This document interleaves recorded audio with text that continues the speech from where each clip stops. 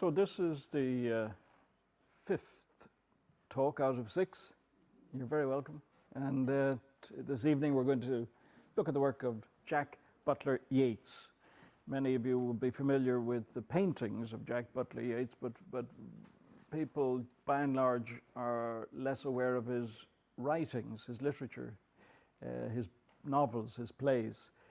And in fact, some of his novels and plays are extremely difficult to obtain. They're out of print and they have not been reissued. So it's a kind of a remarkable thing when you consider that his paintings are so well known, and he's the brother of William Butler Yeats. And I cannot say, nor would it be possible to claim, that Jack Butler Yeats was a major literary talent. I suppose rather like his brother William Butler Yeats, the poet. If you look at William Butler Yeats's early sketches and watercolors, they're not very good. And William Butler made a good choice when he switched to writing. But Jack Butler Yeats's writings, they're not to be dismissed out of hand. And they're difficult to read. They're demanding on the reader. But they're actually quite rewarding. And they're particularly rewarding when you try and use them, or when you attempt to use them as keys for the paintings, keys to understand his paintings.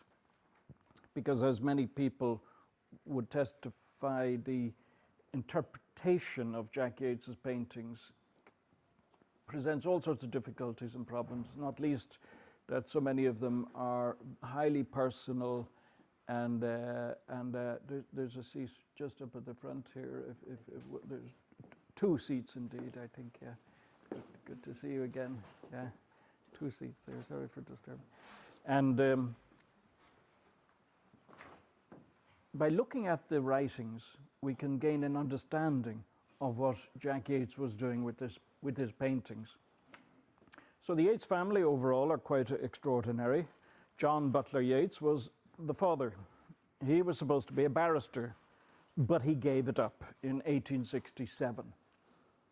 Much to the chagrin and dismay of not only his own family, but his wife's family, Susan Pollock's family. They were recently married.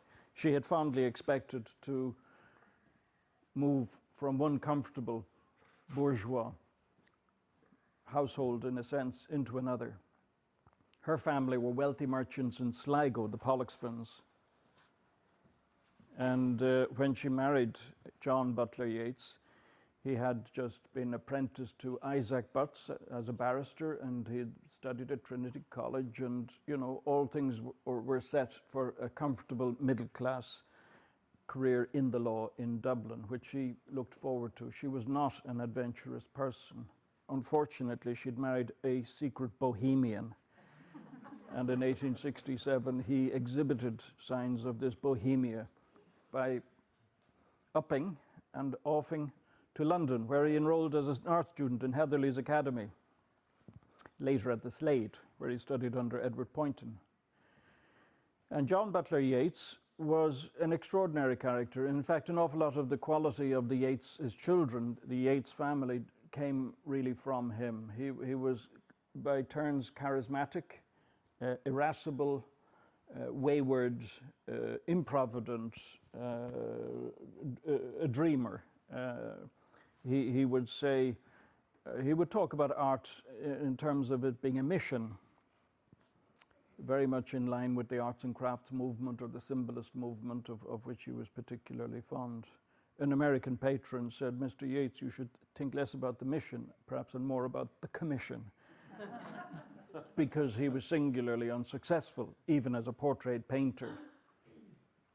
It wasn't such a rash move as you might imagine to have given up a career in the law in order to pursue a life as an artist. I mean, you only have to think about William Orpen or John Lavery, two artists of around that time, late 19th century, early 20th century, who became incredibly successful as portrait painters. There was still a great living to be made as a portrait painter, but John Butler Yeats was unable to focus or settle down. He was a very restless spirit. And his own family background, would have contributed to that. So in embarking on this hour-long discourse on the work of Yeats, you may ring the bell after an hour and we'll finish. Otherwise we can go on all night. I want to pay homage, of course, to those scholars who have written about the Yeats family and dedicated, a tremendous amount of work and published extraordinarily good books. People like Roy Foster, who's the biographer of W.B. Yeats, and Hilary Pyle, who's completed a biography of Jack Yeats and Catalogue Raisonné, and Roisin Kennedy, and William Murphy, who wrote a book called The Prodigal Father, which is a biography of John Butler Yeats. And I want to thank also the Hunt Museum in Limerick, and they mounted a wonderful exhibition of Paul Henry and Jack Yeats paintings just last year. And they held a seminar as part of that exhibition, and at that seminar I gave a talk not unlike the talk I'm giving this evening. So there's some continuity there. And at that seminar also Roisin Kennedy gave papers, and Dr. Yuki Takahashi from the University of Tokyo gave a very wonderful talk about the stylistic connections between W.B. Yeats, his writings, and those of Jack B. Yeats, his brother, ways in which the words of one would appear in the poetry of another, certain characteristics that were shared between the two. But the talk tonight is not really going to focus much on the connection between William Butler Yeats and Jack B. Yeats, his brother. It's going to take a broader approach. We're going to try and look at Jack Yeats in the context of his times, turbulent times, times of revolution, political upheaval, economic pressures, and so on, and the way in which these forces affected his family. Jack Yeats married, but did not have children. He married Mary Cotton White, Cotty as she was called. His two sisters, Lily and Lolly, as they were nicknamed. Lily and Lolly, yeah. Susan was Lily and Elizabeth was Lolly. They never married. They ran the Doonemer Press and then Koala Press, and they were incredibly involved in the arts and crafts movement in the early 20th century, the Doonemer Guild and Koala Press. The Koala Press printed poems and published poems by William Butler Yeats, and also images, illustrations by Jack B. Yeats. So it was really a family industry, and but there was all sorts of comings and goings, and John Butler Yeats was, as I say, improvident. William Butler Yeats ended up supporting his own father by selling some of his manuscripts to John Quinn, the lawyer in New York. The family, after John Butler Yeats and Susan married, they moved between London and Ireland, back and forth, seeking to find some sort of foothold, rather like the story of James Joyce and the constant movings from one house to another of the Joyce family. So in we go. This shows John Butler Yeats. John being the father of Jack Yeats. It's a sketch of Jack Yeats, dated 1899, and it shows the sensitivity that John Butler Yeats had as an artist. He was very talented as an artist, but his problem was he was unable to seek, I suppose, sense that he'd realized any perfection. So he was constantly dissatisfied with his own work. And when the Pre-Raphaelite painter Rossetti invited him to visit, he declined what was quite an important invitation, because he just felt so uncertain about his own work. And he never went. perhaps he was moving away from the pre-Raphaelites, because when he'd gone to London first, he'd fallen in with the pre-Raphaelite circle, and many of his friends were pre-Raphaelite artists. But then he became more influenced by the symbolists and by French art. And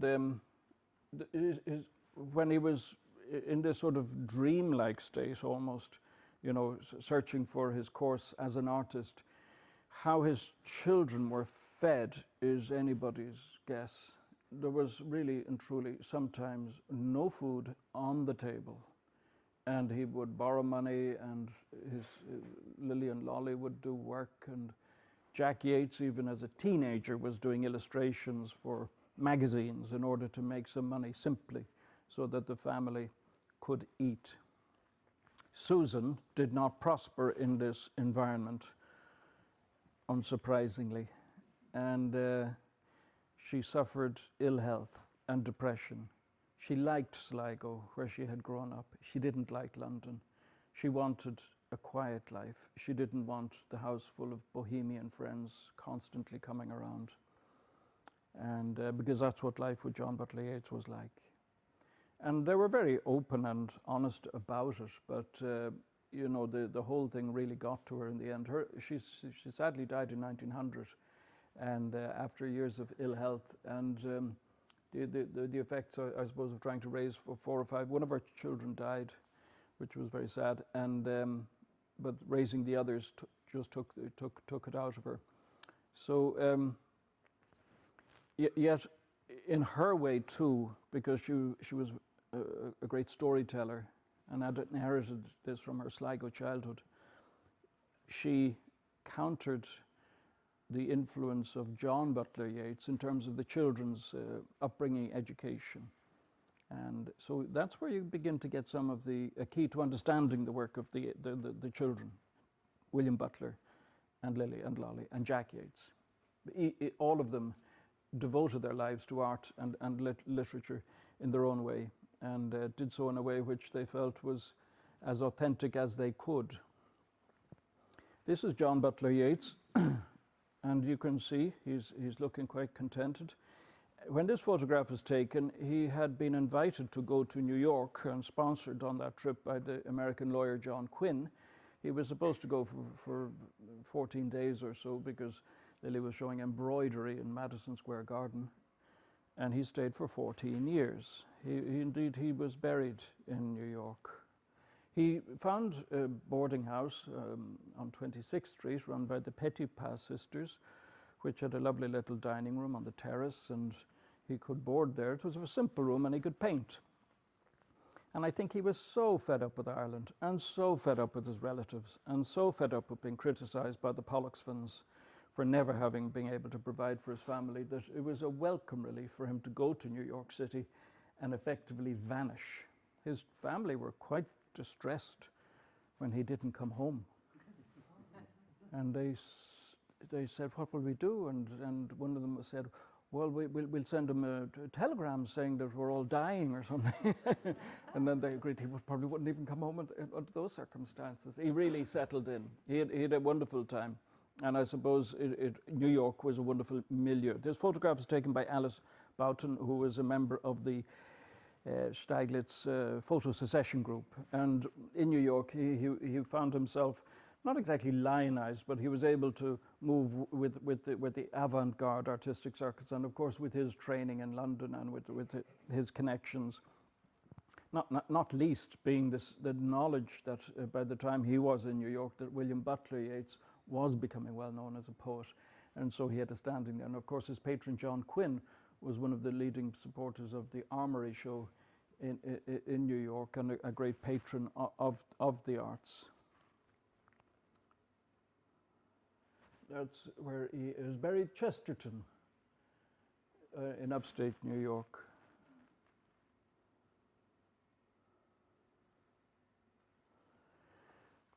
So this is an image from a recent sale that took place. Sotheby's organized a sale last year, 2017, of several hundred items from the Yates family collection. It was a sort of very sad day in the annals of Irish culture, because this was the collection of works which the family, Yates family, had held on to for all those years. Scattered really to the four winds. I know the National Library bought a good tranche of letters, and I know the National Gallery got about 6 paintings, but the desks and the ink wells and the family silver and the notebooks and escritoires and you know, tables and all of the chairs, all of the things that they had used in their daily life, and plus you know, works like this, all of these were scattered in that auction.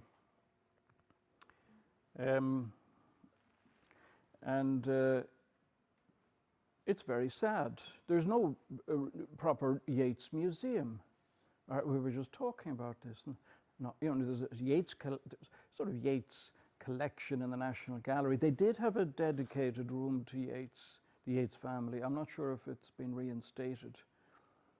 And in Sligo, there's talk of a Yates museum, and but it's beyond belief, considering the world fame that W.B. Yeats alone brought to Ireland across the globe, you know, through the 20th century. So many people were completely devoted to his work. I know people who almost settled in Ireland, yes, and bought houses in Ireland, came thousands of miles, drawn to Ireland by the love of William Butler Yeats. There's a whole industry in Sligo with the Yeats Summer School and so on.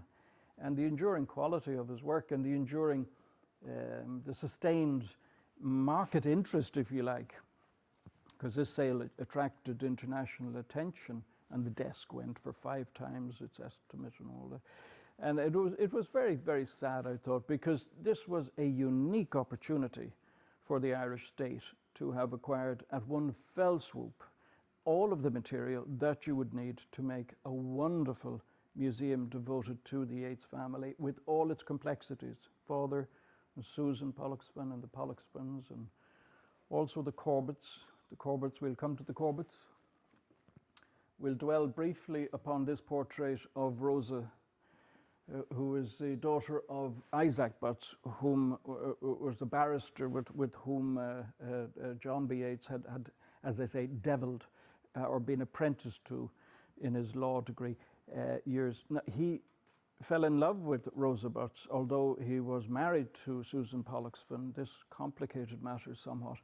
And probably, though, after Susan's death in 1900, he felt freer to pursue, or did he, a relationship with Rosa Butts, because he didn't. He went to New York. So what was he thinking of? We're not sure. I'm not sure that he was sure. But they did have a close relationship, and that's a portrait of her dated 1900, which he painted the year his wife died. And their correspondence is extraordinary and intimate, and you know, he wrote extraordinarily well. And when you read his correspondence and his letters, extensive correspondence, you begin to form an idea of the context.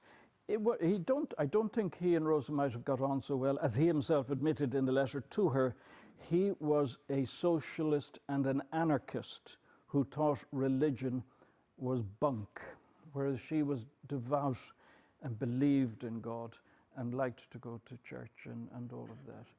So, you know, they were chalk and cheese in terms of their political beliefs. But his admission to her in a letter that his beliefs were strongly socialist and anarchist, has to be taken quite seriously, because I think it does underpin a great deal of what goes on with the thing. He was also a home ruler. And of course, in Ireland in the late 19th century, that was a big thing, because you had a lot of people of the Yeatses' social class who were unionist, staunch unionists.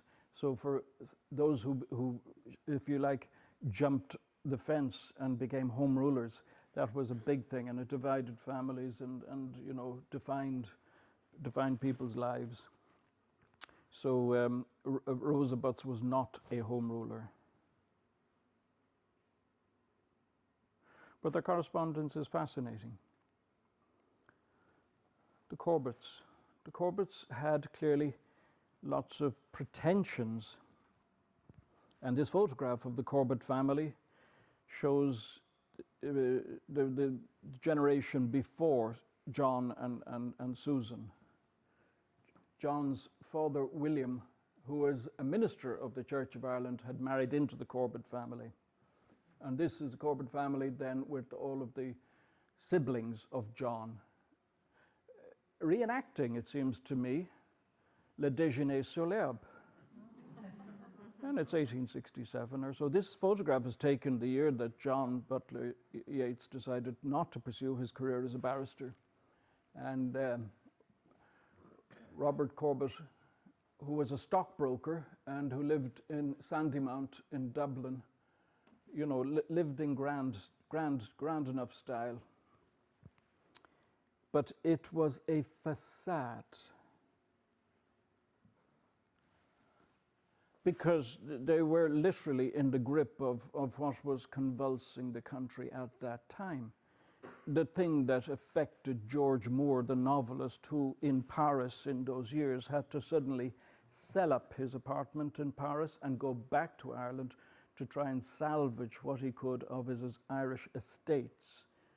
George Moore, the novelist, lived here happily and very comfortably and had his portrait painted by Manet, and was able to go to many soirees and vernissages and publish novels. And suddenly the money stopped.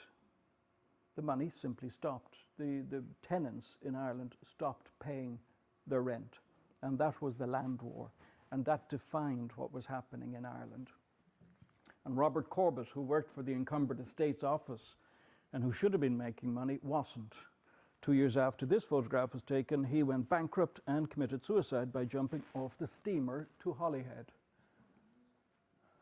And so the whole Corbett grandeur here, which you see with its, you know, we've seen a lot of these castellated houses and so on, which were built in the 19th century in order to impart this sense of old money, money that had been there for centuries, was in fact like a pasteboard confection. That's the house today. It still survives. It's just on Sandymount Green. I don't know if the owners would appreciate it if you knocked on the door and said, "Could you see it?" But there it is. It's not as romantic looking as it was in 1867, but it's still there, which is something. That's exactly it. It was sold a mere 2.5 million. Not so long ago. John Yeats's first commission was to paint Mrs. Herbert of Muckross with the Maltese Terrier. It didn't go well. She absconded with the footman, or so they say, in a scene that's straight out of Chekhov.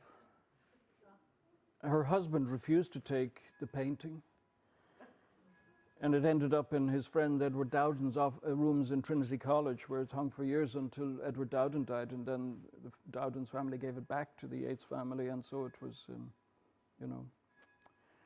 So that's it. That was John Yeats's staunch, you know, his attempt to establish a good, staunch, you know, career as a portrait painter. It just got off to that bad start, and it went along very fitfully. Jack Yeats, in a watercolor, you know, I think expresses in Red Hanrahan's vision some of the angst of that underpinned his entire life. Because this is the thing, this is the key to the Yates family, is that their entire lives were underpinned by a fear of economic adversity, of poverty, of exclusion. They were never accepted really fully by the Pollexfans in Sligo, who were very wealthy and had a fleet of sailing ships and steamships and made money and more money and more money steadily, and looked with increasing disfavor on John B. Yeats and his lack of ability. So these private and personal memories come out in Jack Yeats's writings, and they come out in his paintings. And there's also what you find in his work, which is a sympathy for the excluded and the marginalized. So he inherited. He didn't inherit his father's sort of socialist or anarchist beliefs, I think. He lived a very comfortable, enclosed life, you know, wherever he was very quiet.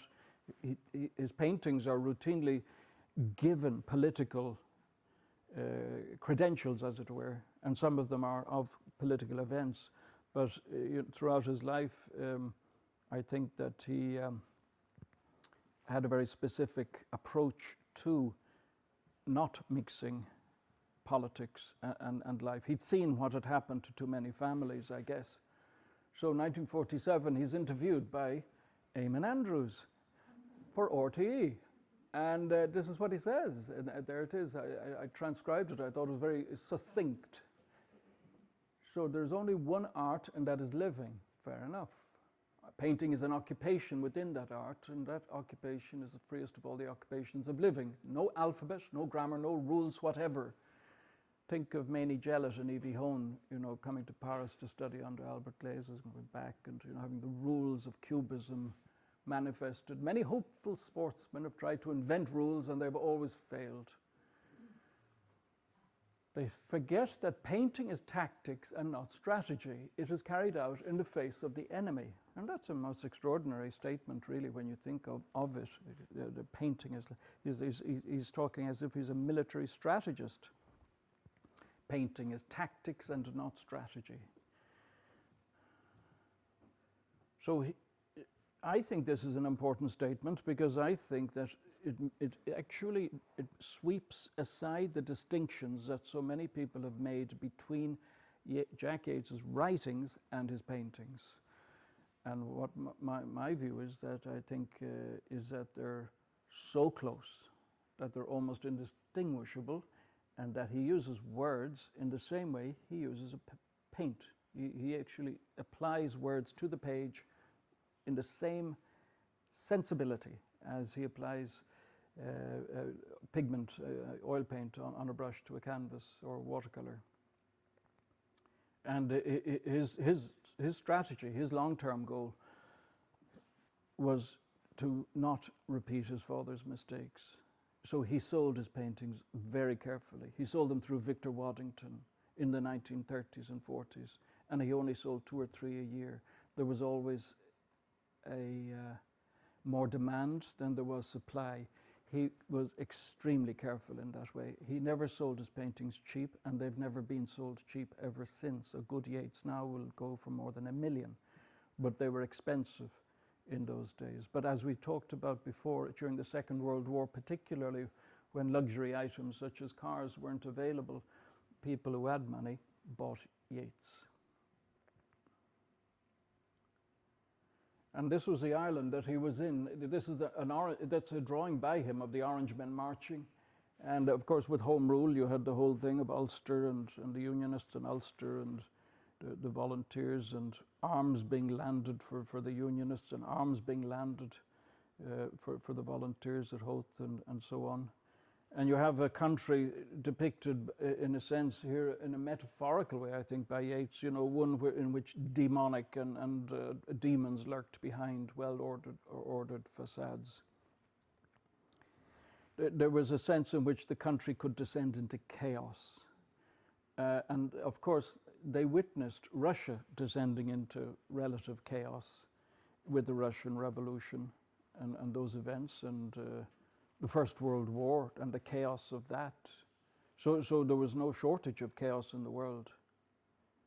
And from the earliest times in his art, the spectre of suicide is never far distant either, and perhaps prompted by the shock of the Corbett, you know, the fate of the Corbetts, as it were, and the loss of the money and the loss of the house and all of their social status.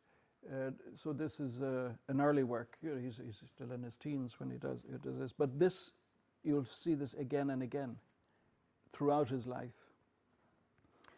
In 1886, he was born in 1871, so this is why he's 15 years old.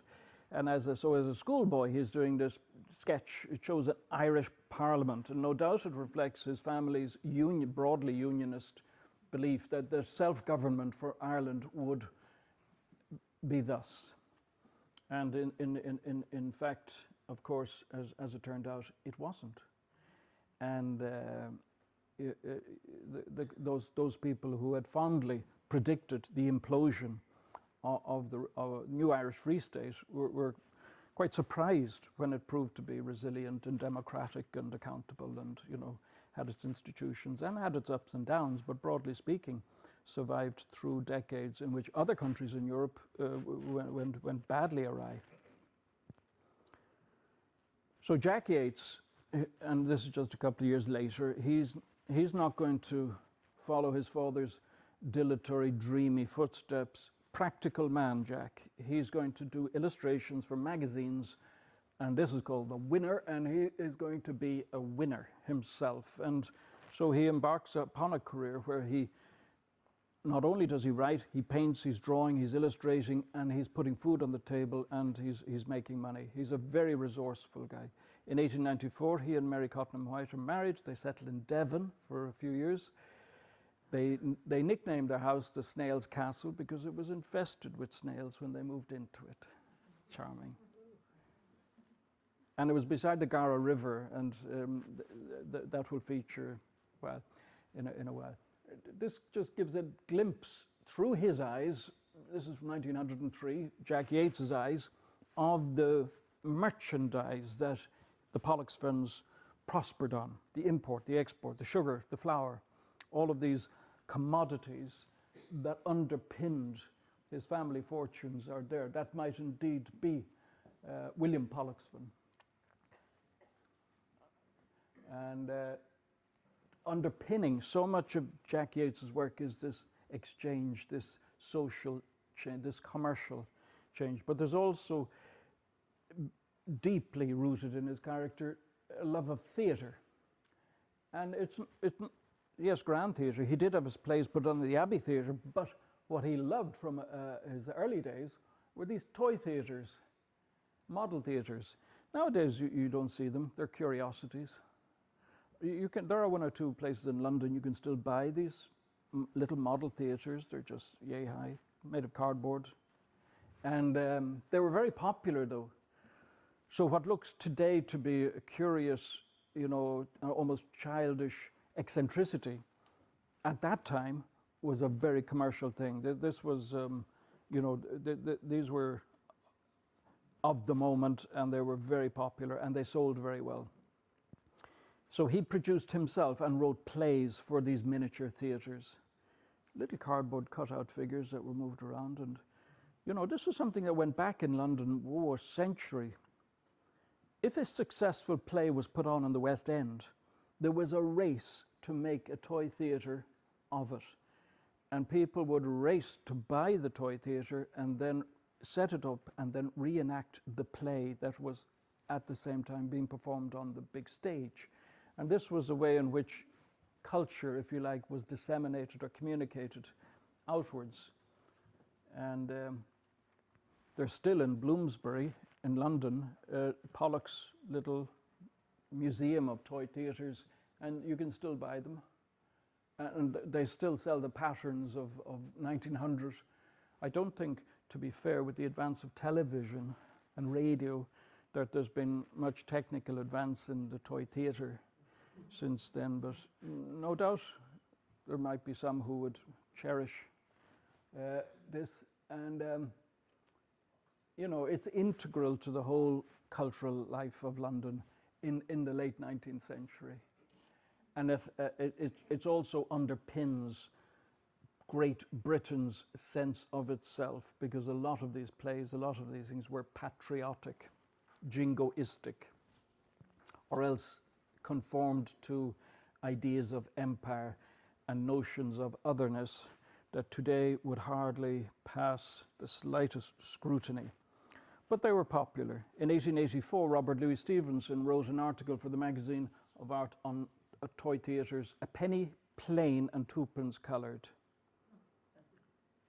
And even by the 60s, there were still shops in London Webb's was one where they still made them and sold them. I think they're all gone now, so anything that survives is more or less kind of run as a museum or as a non-profit charity thing. But they were not disreputable for artists. This is William Blake in around 1800. William Blake, who was doing toy theatre characters, and he's in character. There was money to be made with this, and artists did. And William Blake is one of those artists who is key to the understanding of the Yates family, because they really loved his work. And the combination of text and image in Blake's work is something that you'll find carries right through. The visionary quality, first of all, the sort of biblical visionary, beyond biblical, he goes into, ancient Middle Eastern, sort of Zoroastrian religions and all of that. So there's a strange visionary quality in William Blake, and that's something that W.B. Yeats takes and invests his poetry. But Jack Yeats also has that visionary quality, and they loved Blake. His first book is 1901, James Flaunty, or The Terror of the Western Seas, and it features a cast of desperados. There's pirates, naval officers, a young woman named Nance McGowan. She's the daughter of the landlord of a pub named the Happy Return in Sligo, and James Flaunty and Nance McGowan, their big dream is of marrying and returning to Sligo to live there. This is Jack Yeats's first foray into the world of publishing. The Treasure of the Garden, 1903. Now it's Willie McGowan. The name McGowan is very important in Jack Yeats's life and work. It occurs again and again and again. It's him. He uses McGowan as a little kind of a nom de plume in a sense, or he uses it to represent himself as a writer and as a character. So, attempting to leave a life of buccaneering behind him, the pirate Willie McGowan returns to his native shores, and from the illustrations in this book it can be identified as Sligo. And there McGowan is recruited to bring emigrants to America on a coffin ship. He refuses, and so loses the opportunity of marrying the shipowner's daughter. McGowan finds treasure, but the shipowner and his daughter are killed when their vessel, the Gleaner, capsizes. So the pirate is left only with the gold. And you see the characters are printed on this. You could cut out the characters and bend over this so they stood up, and A little fleet records his building model ships and sailing them down the Gara River with John Masefield, the poet, who was a very good friend of his at that time. And then there's a book here, an early book by Ernest Marius. And Ernest Marius, is a forgotten name probably, unless you're familiar with the history of theatre. But, he was from Manchester, and around 1912, he went to Italy, where he worked with Edward Gordon Craig, and that name rings a few bells about innovative theatre. And then he's introduced to Stanislavski of the Moscow Arts Theatre, and by Isadora Duncan, and he's on the continent. And then he gives sets to W.B. Yeats to be used in the Abbey Theatre, which are based upon Stanislavski's model Moscow Arts Theatre. And so you get these very interesting connections just in that name, Marriott. But for the moment, Jack Yeats is quite a ways away from all of that, and he's still on the high seas, and he's still, his pirates are out with sabers and slashing and burning as they go, and acquiring treasure as they will. The Scourge of the Gulf. The story here is just too much. A sailor named Miles, once the Scourge of the Gulf, is set ashore for insulting La Lolita, the wife of the pirate captain. La Lolita is killed by the islanders, and her last wish is that her skull be buried in a silver-bound box on the island of the Plumes. And in attempting to fulfill his wife's last wishes, the pirate captain Carignagat is himself killed by Miles, but unfortunately Miles finds that the box that he thought would contain treasure, in fact, contains only a skull. So that's the sad story. And there's the skulls, you see, there's the Grove of Skulls, it's called. Charming. In Yeats's understanding his use of image and text, we'll look at a few letters just that illustrate the way in which, on an everyday basis, from an early age, he would incorporate sketches and drawings into his. This poor victim here, I think, has a dagger in the head and has been discovered dead. Bloodthirsty. The more bloodthirsty, the better. Well, audiences liked it. I mean, but this was to Thomas Arnold Harvey, an Anglican clergyman. But they enjoyed the fun of combining image and text, and the more outlandish sometimes the imagery, the better. And they enjoyed visual puns too. You see up here, you see the little stick men. They're trying to raise the E to make empire. The letter E has fallen off empire, and so you get these little subversive notations by Jack Yeats. And then Major Bonaparte Spuds O'Flaherty, Esquire, one of the Ballyhooly ancestors. And there he is on all his pride. It's 1889, is the page from the diary. And again, it's full of vignettes and whimsies and things that look like whimsies and are not. But he keeps his diary as he goes through his life, but it's image as much as text. He also indulges in a little piece of what we now call concrete poetry. Is that right, Jan? Yeah. Jan, would you describe this? Jan? Yeah. Hmm? Yes. You see, he's written this little story in the shape of a figure, and I was sitting down when a thing which you could not describe, something awful, appalling, with a horrid leering look, came and took me up. I tried hard to think what it was, but I could not fix my thought. The strange spirit dragged me to a dark place. That's the text, and so this is a little piece of part of the game playing that was absolutely common at the time, mixing in all sorts of different characteristics of graphic art and illustration and text. A little comic he did to commemorate the visit of Edward VII to Ireland, and 1903. And this is Edward VII dressed in his proper stage Irish uniform, and this is one of these fine steamboats, he says, looking at the painting. He's been given a tour of the National Gallery, you see, and he's looking at the paintings. And this is one of the fine steamboats in which my Irish subjects travel to America to advance our empire. Again, the notion of, the satiric notion of empire. And then he looks at the portrait here of somebody on their deathbed. One of my Irish poets, I suppose, and what did he die of? So, even in those early years, Jack Yeats has he's got a little needle. It's not outrageous satire, but he's needling constantly, and teasing and needling.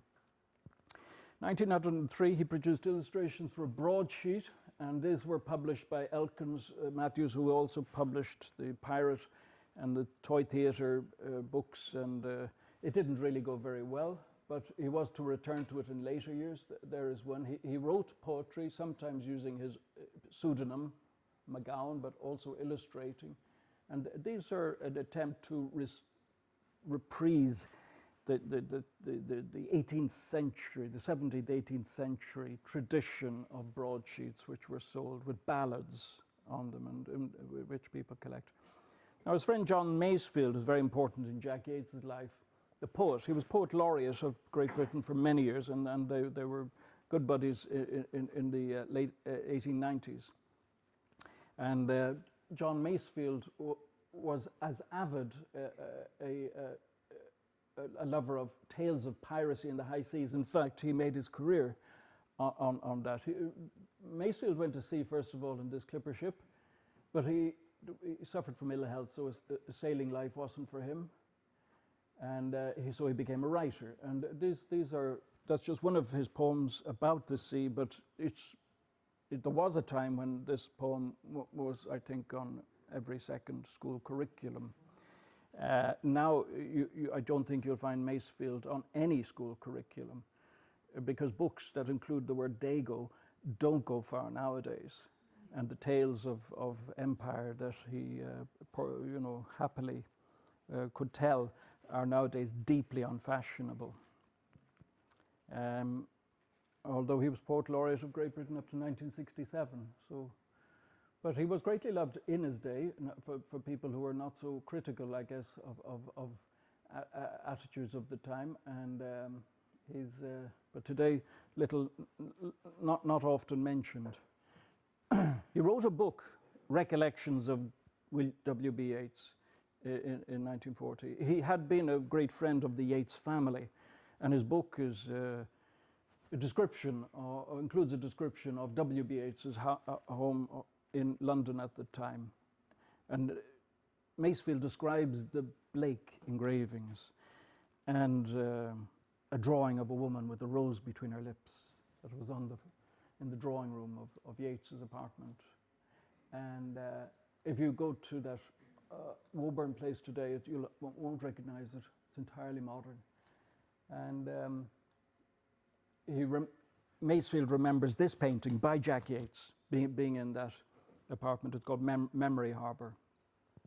And the drawing that he remembers of the woman with the rose, yes, Sotheby's last year, sold. So what was Jack Yeats going to do to make money? As I said, he was going to do whatever he could, produce books for toy theatre and little plays, and also illustrations. Even as an art student, he was doing illustrations for various magazines. And about 1914 or so, he began to do sketches, cartoons for Punch magazine. Now, Punch magazine is not exactly a radical publication. And these cartoons are very much just done in a spirit of Yeats's whimsy. The airship menace. It's the First World War. There's aerial bombardment of London by German airships. This ain't the British Museum. And these cartoons, he didn't use his own name. They're under the name W. Bird, a pseudonym that he used. In fact, I think he wasn't so proud of having to do this type of commercial work, because he was doing this commercial work while he was also, if you like, in the rarefied atmosphere of the fine art. So mixing these commercial things with fine art wasn't exactly, but he did them under the pseudonym, and very few people knew that he was, running several careers, if you like, simultaneously. And his appeal to the airmen to not forget him because they get the best view of his pavement drawings is rather touching. And the studio cleaner. In the First World War, you see that many women went to work in munitions factories. And so people who had previously worked as domestic servants and maids were suddenly making, colossal pieces of armaments or whatever to be fired out of guns. And it changed British society, that experience of those tens of thousands of women who did this highly demanding factory work. And so this is the regular studio cleaner, you see, having joined up as a munition worker, sends an aged relation as a substitute, and there's a vacuum cleaner. It must have been in 1916, an extraordinarily new thing. And she's cleaning a painting, but unfortunately it's a pastel. But within these cartoons, there's there's lots of social commentary. I reckon they pay them fellers pretty high, William. Which fellers, George? Them fellers sitting around the table, William. So there's always that little thing with Jack Yeats, where his sympathies are with the marginalized and the excluded. And that's very much in keeping, you know, with artistic circles at the time. That's it. Indeed. Indeed, try it. It's, don't knock it without trying.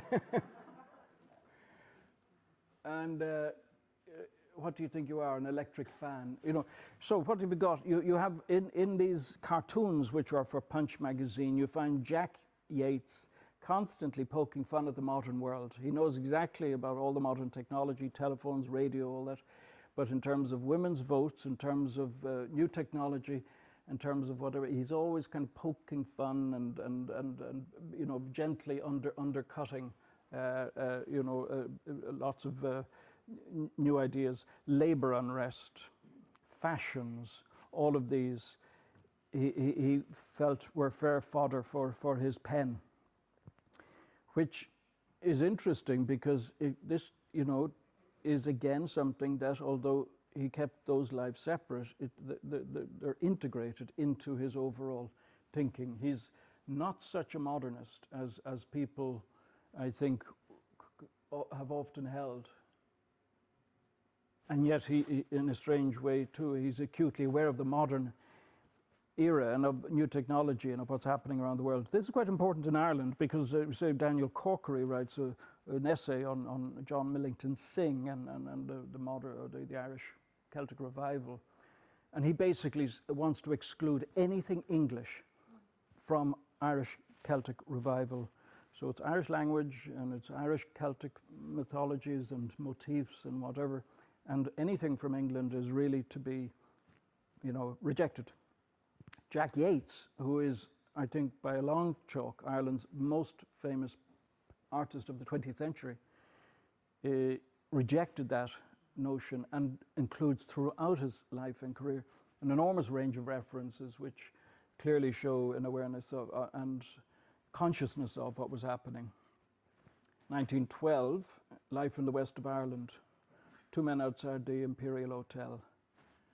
These are sketches, illustrations of I suppose, types. And again, these hark back to the 18th century in terms of what people were thinking of at the time in terms of art. Now, we're onto the novels now, and memoirs. And I'm going to go fairly quickly to show you the books that he wrote. So his first book, really, that got out on the shelves, a serious book, was Sligo from 1930. And then there's a novel called Sailing, Sailing Swiftly from 1933. This is about two horse dealers. One is Thaddeus O'Malley and then Jasper, his friend, and they're picaresque. They're finding romance and adventure, or avoiding it as they travel. Thaddy dies, but his son Larry grows up with his widowed mother. And the account of Larry's life has echoes of Yeats' own childhood, because when John B. was so incapable of providing for the family, young Jack Yeats was sent for 8 years to stay with this Pollexfen family in Sligo. And then you've got Apparitions, a play from 1933. And he produced several plays in that year. The Old Sea Road and Rattle. And these plays are very extraordinary. They're very much like overheard conversations. It's like he's walking along the edge of the bay at Sligo and he's listening to what people are saying. And so there are snatches of conversations and memories and so on. And The Amaranthers is quite an ambitious novel that was published in 1936. Samuel Beckett liked this novel very much. He reviewed it very favorably, describing it as a series of imaginative transactions. Beckett was a fan of Yeats's paintings, and he had bought paintings from the Waddington Gallery by Jack Yeats, but he also liked his writings. And in fact, if you compare Murphy and Malloy and other novels by Samuel Beckett from around this time, you'll find that there's quite a lot of parallels in terms of the landscape. So I would put it to you that the landscapes in Jack Yeats's paintings were inspirational to Samuel Beckett in his literary output, and that the writings of Samuel Beckett were inspirational to Jack Yeats in his literary endeavors. Joyce in Paris had 2 Yeats paintings in his apartment depicting the River Liffey. Now, what were the Aramanthers? It's a strange, picaresque story. It's an island in the tropics. It's inhabited by people. It's been hit by a hurricane. An Irishman called James Gilfroy goes to the Aramanthers Island to try and rescue them. He ends up finding them roles in a movie. It's just extraordinary. And they're tough to read, but they're not unrewarding.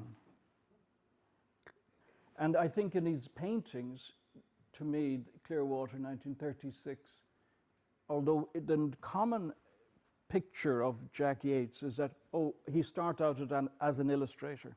He put that behind him. Then he became this great expressionist painter, and his works have I think they're actually much more multi-layered than that. And I think that when Jack Yeats was painting something like Clearwater in 1936, he absolutely had in his mind characters which were also appearing in his novels, but he didn't reveal that.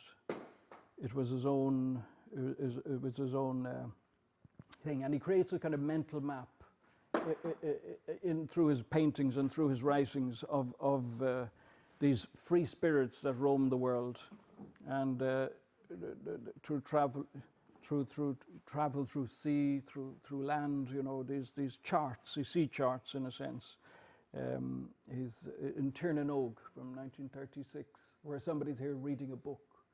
So you find in his writings he talks about painting. In his paintings he looks at literature and books too, very often. A 3-act play by Jack Yeats, written in 1940, along with The Green Wave. That was staged in the Abbey Theatre in 1949, published by Dolman Press after that. And his last play to be staged at the Abbey was in 1942.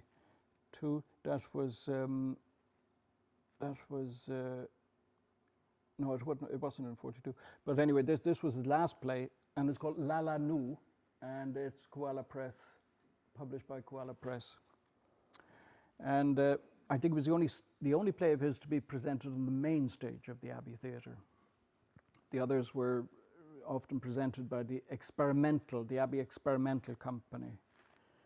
And Nous, what does it mean? No, not true. It's a play about a stranger who's in a pub, and there's a colossal downpour of rain outside, and these women come into the pub and they're soaking wet, and then there's a stove in the room next door, so the play is kind of saucy in a certain way, in the way the censorship could allow such a play.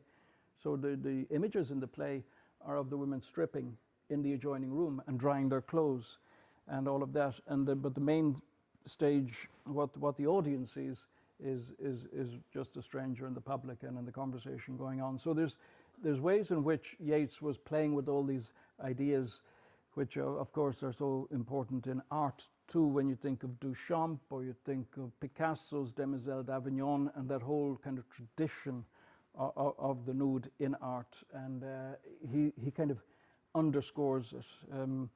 So it's fascinating in its own way, but there's not very much written about this, and indeed the Harlequin's position, which was performed at the Abbey Experimental Theatre Company in 1939, the script was presumed lost until accidentally discovered in the 1960s.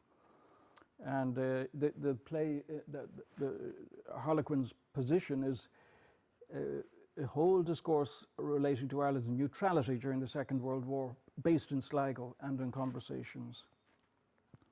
So McGreevy then, a very well-known writer at the time, wrote this appreciation of Jack Yeats, 1945, and we have The Charmed Life then by Jack Yeats, which is probably his best-known novel, from 1938.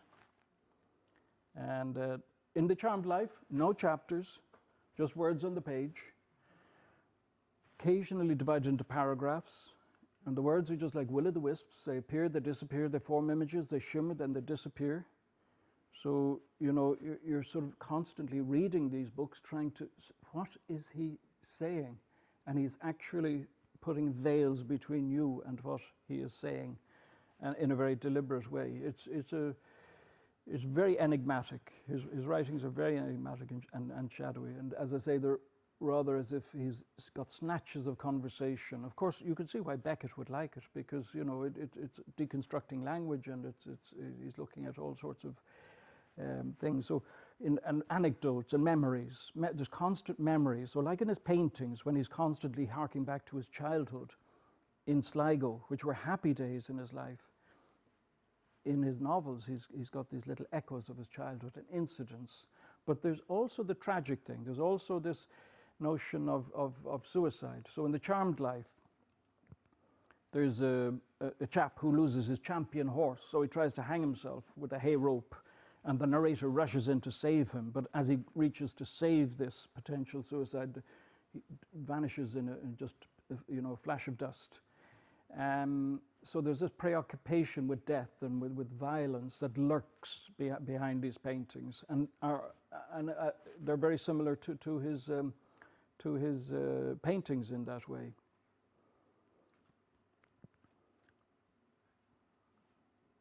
So, Boys and Girls, Oil and Canvas, 1925, and shows Yeats not only at home, like in the rural setting, if you like, with his paintings, but equally in an urban setting. And the landscape of The Tinker's Child would be one that I think is brought to mind in Samuel Beckett's works.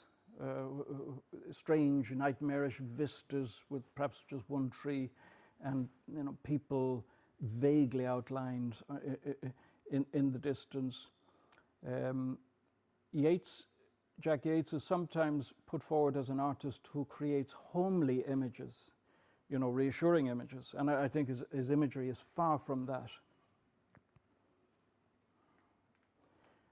But he includes, like Joyce, songs, ballads, reminiscences, recollections.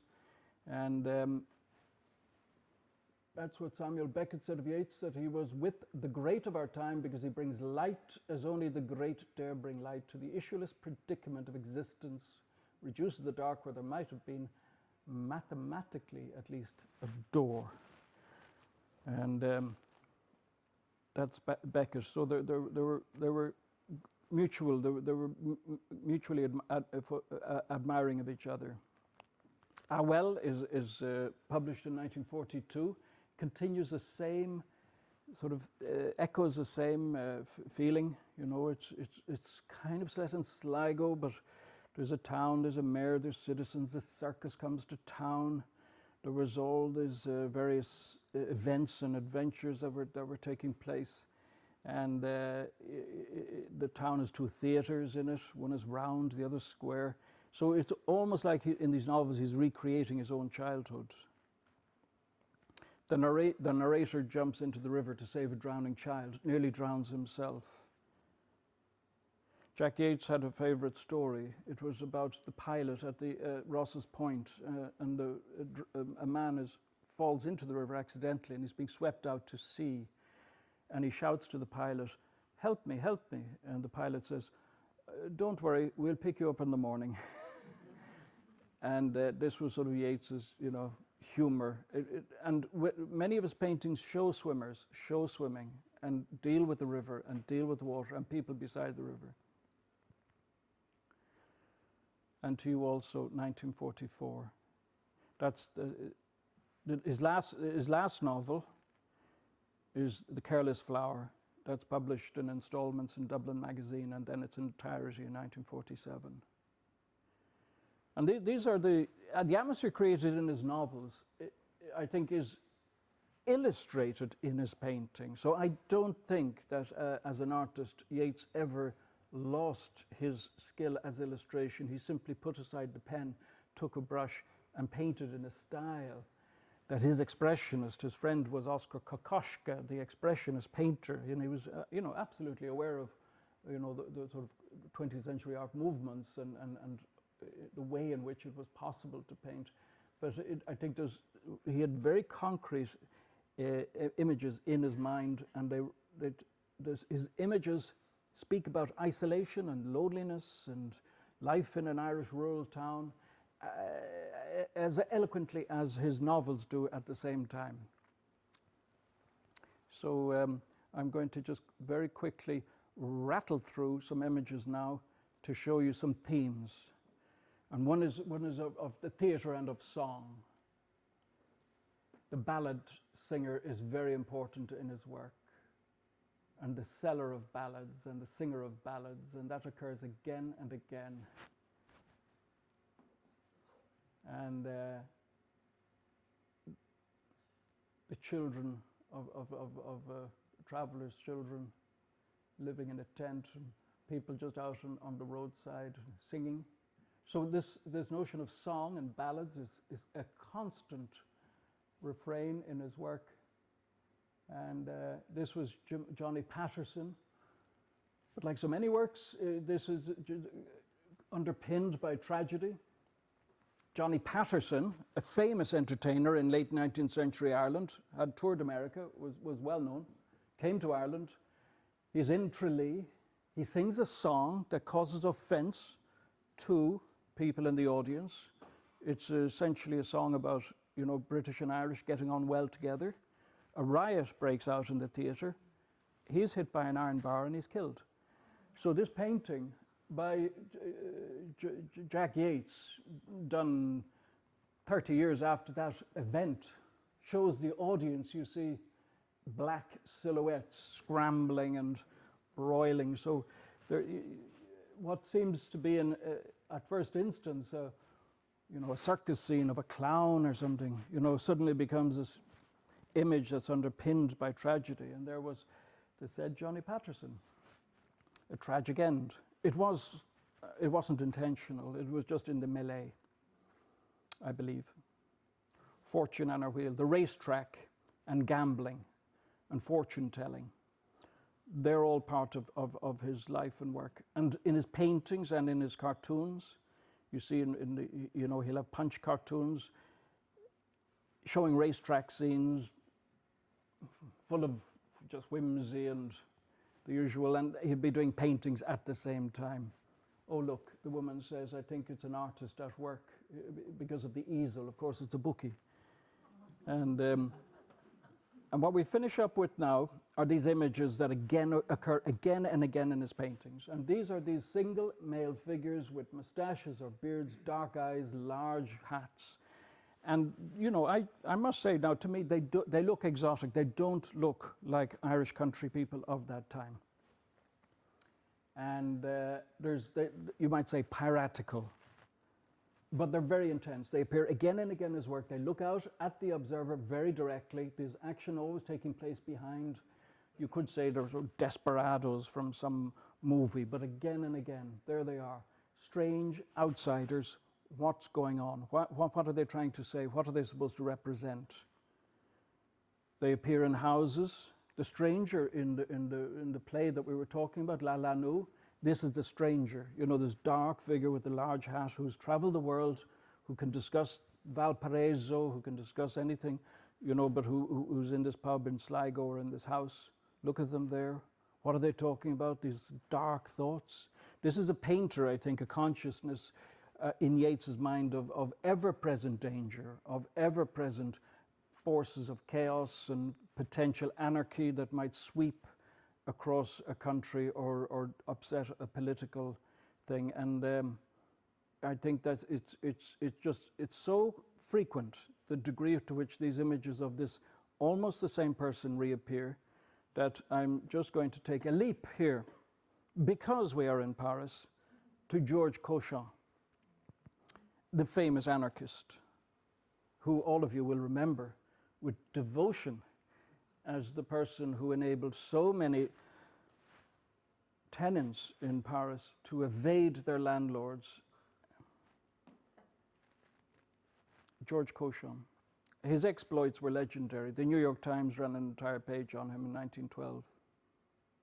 And anarchism was a very incredibly powerful political feature of the European landscape at this time.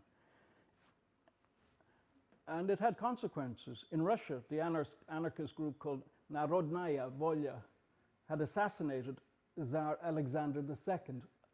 These gentlemen, I would say, these are the gentlemen who I see in Yeats's paintings. Dark-eyed, deliberately dangerous looking, deliberately, you know, making themselves look like outlaws. And these were the images that were across European newspapers. And the Prime Minister of Italy was assassinated in Lyon. And there were bombs, terrorist bombs set off by anarchists in Paris, you know, people killed. Prince Kropotkin escaped from Moscow into London, gave lectures at the time when John Yeats, the anarchist, was there. So this is something that's absolutely part of the ferment. Where did he live? Crescent Road, Bromley. Oh, look at it there. That's it, Peter Kropotkin, the theorist of anarchism.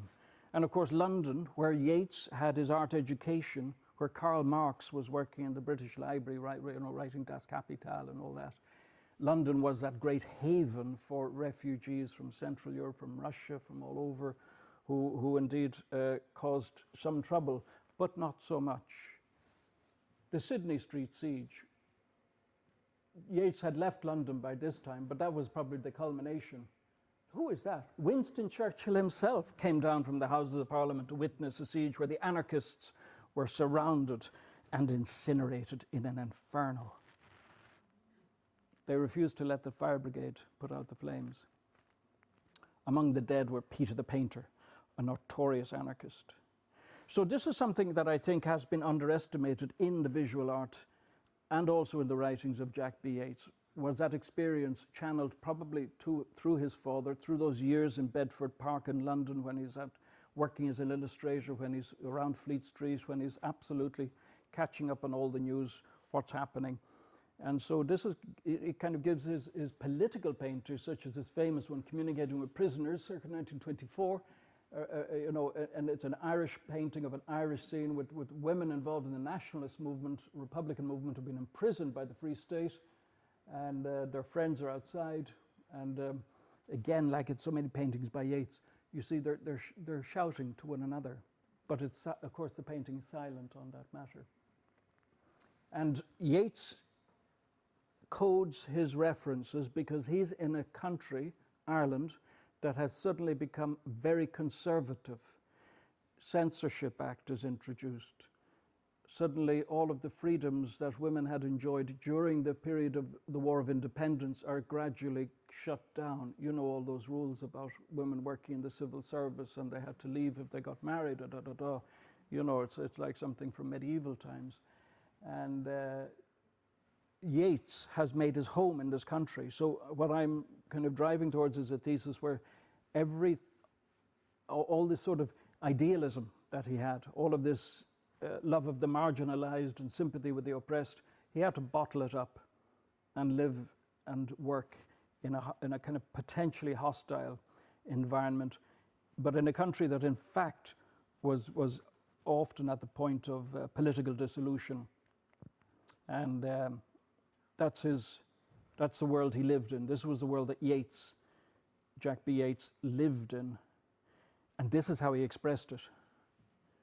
He expressed it through coded references throughout his writings, throughout his paintings, where he's showing a painting, and there's a newspaper boy, and he's got the newspaper, and he's going to distribute that.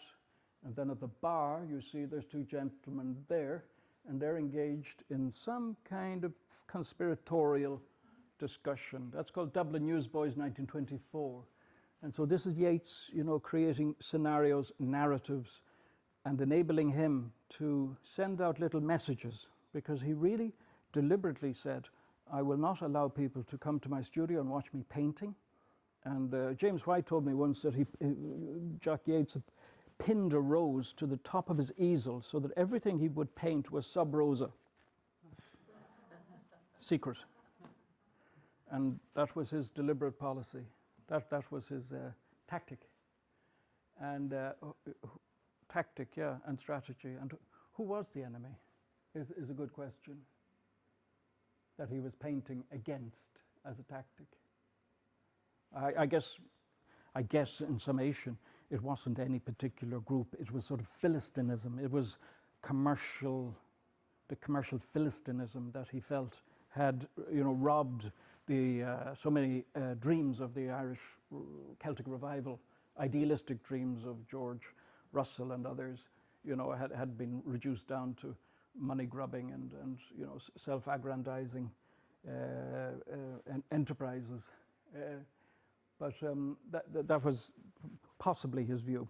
And I suppose we'll never know because he covered his tracks very carefully. But we do have a huge number of paintings, and there are those novels and plays. And it would be nice to see some of them reissued. I don't know if they could be performed, but yeah, there's no reason why not. There's rich material there, and there's wonderful and rich material to inform us as to the content of his paintings. Thank you.